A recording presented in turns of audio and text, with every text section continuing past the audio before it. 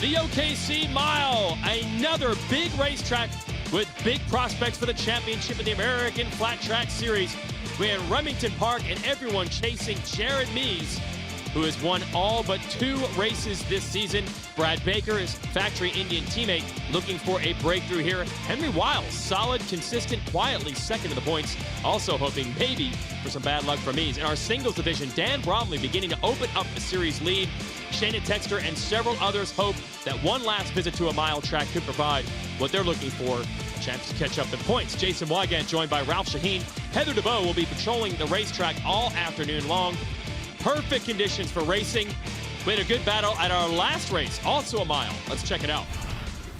Here we go. How are they going to play it? Stallings is going to be aggressive. Here comes the draft. Stallings on the 99 is going to try to pull up.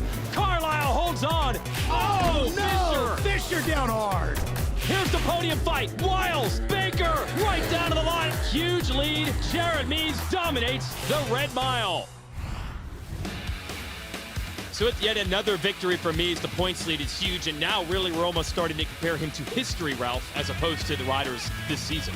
Jason, you mentioned that he's lost 2 races this year. Don't forget, he was the first to the checkered flag in Atlanta and then lost that race, had it taken away from him. So really, he's only been beaten once this year. He keeps going like this, he's going to put up the numbers that put him on the Mount Rushmore with Springsteen, Parker, and Carr. Let's talk about the OKC Mile a little bit. Well, this racetrack, you mentioned this too, is going to be the first one of the year where we see a real cushion.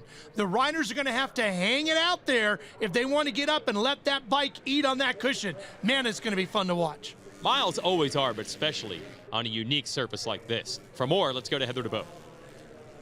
Thanks, Jason. We saw an epic battle here last year between Jared Mees and Brad Baker. Brad led most of that race, but unfortunately gave it up at the end to Mees. We'll see if Mees can dominate again here tonight. But I have my eyes on a dark horse, the number 17 of Henry Wiles. He did not race here last year, but he did get a 3rd place in 2016, and he might be the one that you want to watch to get up front this evening. In the singles class, we've seen multiple wins from Dan Bromley and Colby Carlisle, but one person looking to get their first win of the season is Shayna Texter. She got a win here last year and is feeling confident so far in this event. But the key to winning tonight is to get a good start and get out front early, because visibility is very difficult when you're in the roost behind another rider. Also, riders need to be in top physical condition. This track is very grueling, and it could make the difference in who ends up on top of the box. All right, thanks, Heather. And also grueling the path to the main event. Even if you win one of the 3 heat races, you still have to run the gauntlet through the semi. So by the time any of these riders are in the main event, they will have logged a lot of laps. So she's right, physical conditioning going to be a factor as well, but we'll show you what it looked like when the riders were fresh. Here are our storylines with some highlights from qualifying. Well, no surprise here, the number 1, Jared Mees, hooked up and flying in his heat race. He made that one look very easy. But you know, Brian Smith, when down a mile track, is going to be tough.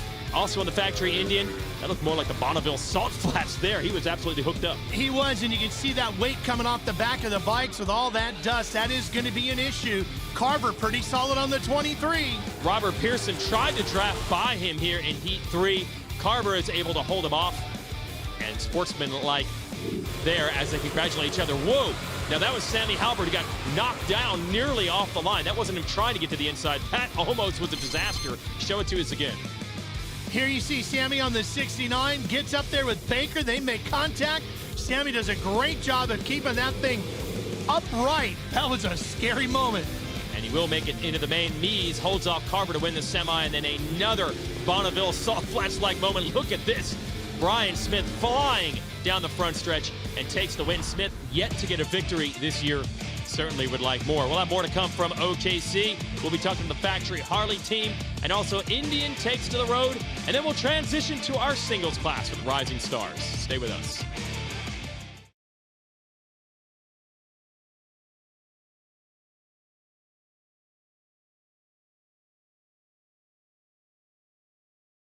American Flat Track on NBCSN is brought to you by Harley-Davidson, the official motorcycle of AFT Twins.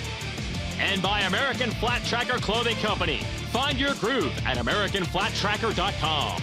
And by Law Tigers, America's motorcycle lawyers. Looking at the rising stars of American flat track in our singles division, Dan Bromley now opening up a big points lead, but that's okay. Everyone in this top 10 knows consistency is very difficult to find with all these young riders in this class. So they still feel like they've got a shot at Bromley, but they have to take advantage of the opportunities for wins when they're there. And Heather's with a rider that missed the last time. Joining me now is the 52 plate in the singles class, Shayna Texter. Shayna, before we talk about Oklahoma City, let's go back to Lexington.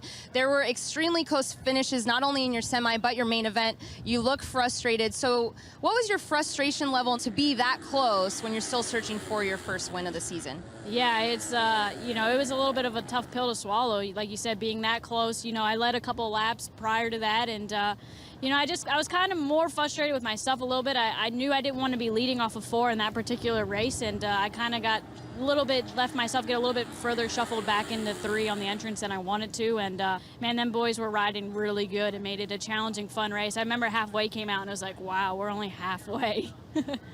A few races ago, you told me that you were struggling with starts and specifically getting used to that hydraulic clutch on the Husqvarna. Do you feel you've made any improvements there so far? Yeah, I felt like my starts were really good in Kentucky. I just did a practice start here in OKC tonight, and I felt pretty good. But, it's one of them things, when the light turns green, you can practice them as much as you want, but once the jitters start going, it's a whole new animal. The hydraulic clutches are so nice, and they're so smooth of a feel, but it makes it a little bit more challenging because it's such a smooth feel.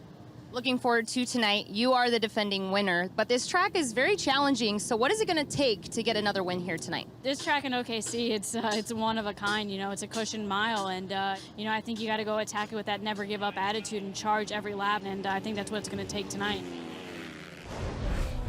All right, we'll show you what it looked like in the qualifying races. Now, Kevin Stallings looking great here, but I should not use the term hooked up and flying for him. He goes on to win this one, but it turns out he had the wrong and illegal tire compound on his motorcycle. It was a freak accident. Dude who does my tires, he does them all, and it's never happened. And so we didn't think to even check them, but we didn't even notice until they called it out. And so I just think they shouldn't have went straight to disqualification for the whole event, but it's their call, and I can't do nothing about it. Stallings on the race win earlier this year. Now watch Dan Bromley on the 62.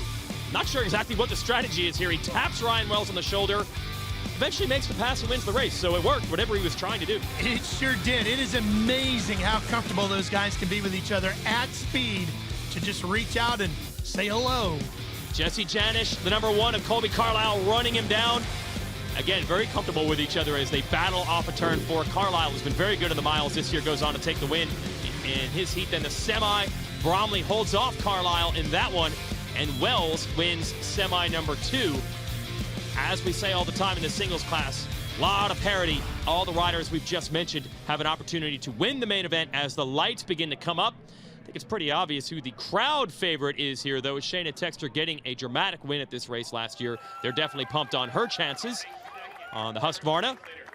But Bromley is your points leader. Bromley's been good on TTs and miles, which is very difficult to do that. Yeah, he has been, and Ryan Wells is certainly right there in the thick of this one too. But I think everybody is expecting Shayna to get a win sooner than later, and why not a better place than here? She won 5 races last season, hasn't gotten to victory lane yet this year. As you look at the 18-rider field for this singles main event, Shayna's been struggling with the starts a bit this year, and that's been part of the problem. And a totally different problem if you listen. Tristan Avery lost his muffler on the sight lap. He's not going to pass sound, so he's out. Not going to be able to start this one. So now 17 riders on the line for our 15-lap OKC Mile main. Let's go. Bromley all the way on the outside, trying to pull a start with it on the 62, but he's going to get bumped around by Wells, his buddy from the semi, and they both push wide. But you can see there's a lot of traction up top in that cushion, and you can see how loose that dirt is up there too. While you get buried in the middle of this pack, it's going to be tough to see. Yeah, drafting a big part of the mile normally, but they can't see enough to be able to do it. But it's going to work out here. Corey Texter had the lead, went wide in this corner. Rough ride for him, and he's going to get shuffled back to maybe about 3rd, 4th place. Ryan Wells, through that exchange, takes the lead. And you can see how bumpy it is through the center of the corners there, through 3 and 4. Wells out front, 3 wide, though, back behind him. Max Whale out of Australia on the 181 was right in the hunt there as well, but Shayna Texter right down to the inside takes 2nd away from him momentarily. And Colby Carlisle running the high line on the Estenson Yamaha number 1. certainly can't say it's a one-line track here. These riders are all over the place. Max Wales, just 16 years old. He's a 6-time Australian junior champion from Queensland, riding on that 181. And did you know his mom and dad both road raced? All right, how about that? All pretty right, cool, so huh? they're got to be fans of this. That's cool, but let's see what he can do with the experienced AFT riders who know this track very well. He's right in the hunt. Now Bromley moving past him to take over third. That's going to put Wales back to fourth. Carlisle trying to get him as well, the number one. Let's see if Shayna Texter could run down the leader. Ryan Wells. Well, now back to the bottom there. You know, his dad, Brad, owned the largest Kawasaki dealership in Australia, and it's really a father-son deal as they crisscross around the country. And he is on a Kawasaki appropriately. Wells on the Honda Richie Morris Racing back machine. Looks like Texter and Brownlee are there and looking to make some passes.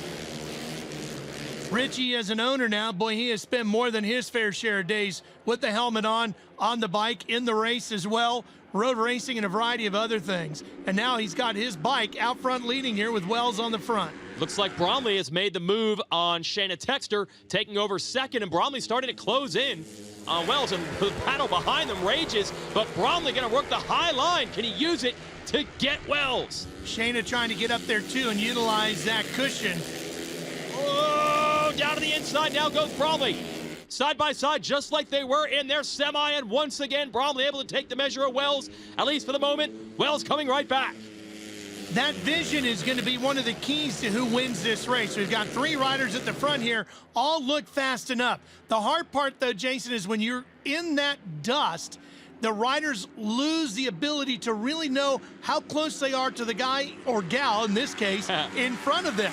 And they need that little bit of extra confidence to know when to pull out to make that move. So there's going to be some guessing going on here as this one moves towards the end. Especially with how slippery and rough this track is. It is like accidental slide jobs in every corner, and they are merely inches apart, but still choreographing it well and making it work.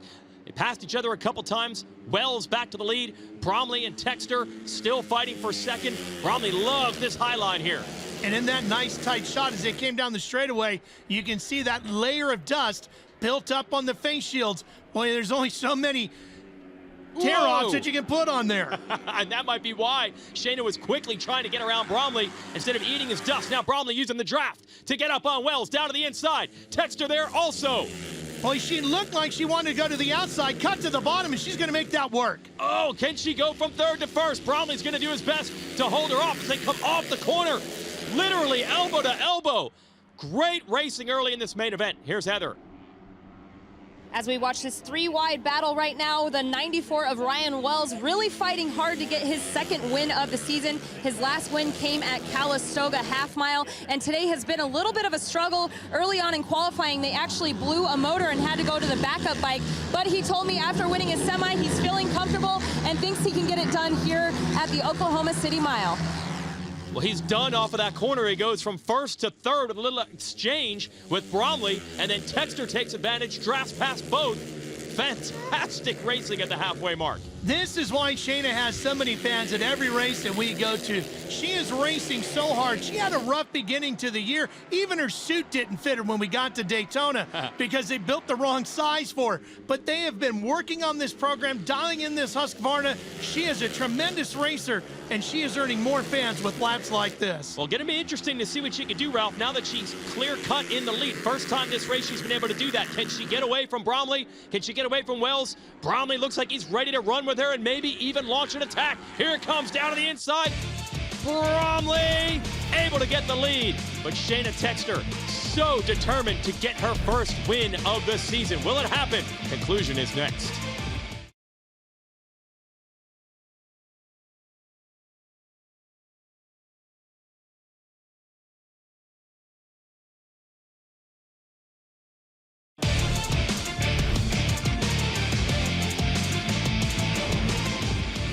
American Flat Track rolls on as the OKC Mile presented by Indian Motorcycle of Oklahoma. This is a tremendous battle.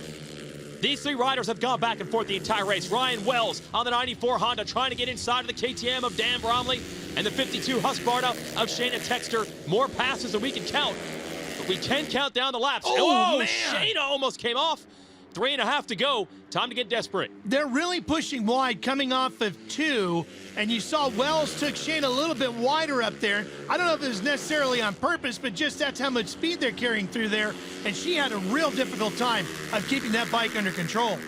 We talk so much about the soft cushion surface on this mile track, but Ralph, the bumps seem pretty gnarly to deal with in the corners also. It is very bumpy. Look just on the entrance into the turn there. Absolutely. So these riders have a line they probably want. I don't know if they're actually able to hit it every lap. Although for the most part, Bromley has been outside turn 2 like this, and Wells has been down at the bottom turn 2 like this the entire way. Which line is going to work out best? Little mistake from Wells. Here comes Texter. Almost ran into the back of him. Yeah, she had to lift there just for a half a second, and that cost her a tremendous amount of momentum. She would have got him on the outside before they got to 3. With time running out, they've got to figure out a way to deal with Bromley. He's got the 28-point lead in the standings. Wells back there, not too far back. He knows that 28 is manageable, but he's got to start chipping away. Does not want Bromley to win this one. And we're into the stretch run with 2 to go. Bromley leading. Here comes the attack from Wells. Wells needs to win and have Shayna also finish in front of Bromley to really help him out in the points. They need to minimize all the damage they can to Bromley. Oh, yeah, so this is going to be pure heart right now. Wells has to throw everything he has at it. Can't afford to let Bromley get another win. But as hard as he is trying, Bromley continues to have an answer. Bromley, by the way, the tallest and heaviest rider out here. A lot of people thought he would struggle in the miles. He's been good so far in this one. But this time, Wells able to make the move and get the pass. Bromley is just riding with so much confidence. He looks so at ease on the bike. And we've seen him making moves outside, inside, bigger tracks, shorter tracks. He's really been in great form this year. Here it is, white flag. It's all going to come down to this. 3 riders, and all of them have a shot at the win here at the OKC Mile. The inside-outside look. We've seen it the entire race. Leads him into the backstretch. Is Wells in the right position to draft into the lead? Is Bromley in the right position by just trying to stretch it and lead them into turn 3 and 4? Bromley is getting away. Here comes Texter for second. Ooh, it's getting close down there. Texter takes over the second place spot. Oh, and she's getting close. Can she make a move out of turn 4 and get Bromley? All 3 of them with a shot at it with the checkers in sight, and Wells runs into Texter. You heard the crowd react. Checkers are out. Bromley wins again, and Texter just edged out, and she is not happy with that contact. There's Colby Carlisle taking 4th. The winner of our last race couldn't bridge the gap to these riders. Unbelievable battle right down to the wire, but Bromley rolling snake eyes again. He is so incredibly confident right now, and it showed even as they came off the 2. He found another gear he hadn't shown all race long, carried that momentum all the way through on that final lap, and easily won this one based on how they had been going earlier in the race. Great ride. Yep, he's won on TTs and miles. Let's go to Heather. Dan Bromley, your winner here at the Oklahoma City Mile. Dan, that is your 3rd win of the season on the KTM. Earlier on, you didn't even know if you were going to be able to run a full season. Did you ever think at this point you'd have 3 wins already after not knowing if you'd even be able to compete? Oh, no, this is it's definitely a dream season. You know, coming into the season, we're just doing the 3 rounds, like I mentioned before, earlier on in the season. But to have all the people that came behind me and just to be up here on the podium is just an honor, and then to be able to win it is just amazing. You know, a lot of people would look down on me to win a mile, and it's good to prove them wrong and to show that I'm here for the championship. Well, right here is the battle with Texter and Wells. Well, Ryan is wide open. He gets caught up in a rut there, and it just kicks him wide and right into Shayna. Not intentional. Here's Wells. I mean, everybody can look at my history of racing, and I don't think I've made but maybe 1 or 2 unintentional dirty moves. Like I said on the podium, she went underneath me clean, and I grabbed a handful of throttle thinking she was going to go wide, and she did. And just unfortunately, my bike didn't get turned fast enough, and I ran into her. And people don't realize if I would have let off, it would have been way worse. I would have drove straight into the side of her. They can boo me all they want for all I care. It's a first for me, though. That kind of hurts your feelings, but yeah, I don't really care that much. Well, that's his side of it. Yep, definitely aggressive racing, a little mistake. Let's see what Shayna says with Heather. Yeah, I mean, it's a little frustrating when you race, everyone clean, and, I passed him clean as day going into 3, and, man, to have one of your best friends, run into you coming off of 4 and into the deep stuff, it's, you just don't expect that. So, hats off to Dan Bromley. It's cool he got another win for the year, but, man, I'm hungry for that first one, and I want it bad. And those headdresses are part of the distinctive trophy collection at this track. That's part of the frustration, what Shayna just said there, why she was so annoyed with the whole situation with Ryan Wells. She can't believe she hasn't won a race yet this year. But the way she's riding, she might win multiple before we're done. Certainly been in the hunt week in and week out, but right now Bromley with a big points lead. They're going to have to figure out a way to solve him, although in flat track, it's often feast or famine. Inconsistency reigns in the singles division. They just need a break to get back in there, and that's what everybody's looking for with Jared Mees in the twins class.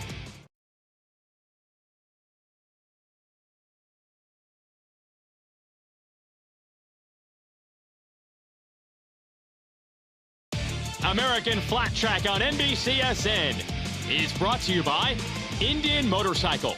Be legendary. By E3 Spark Plugs, the official spark plug of AFT. And by Vance & Hines, the presenting sponsor of AFT Twins. Well, Indians' return to American Flat Track has been dotted with championships and race wins, but there's been one missing piece. A bike like this you can actually ride in the street. The prayers have been answered. Today we get to announce that the FTR 1200 will go into production in 2019, so just next year.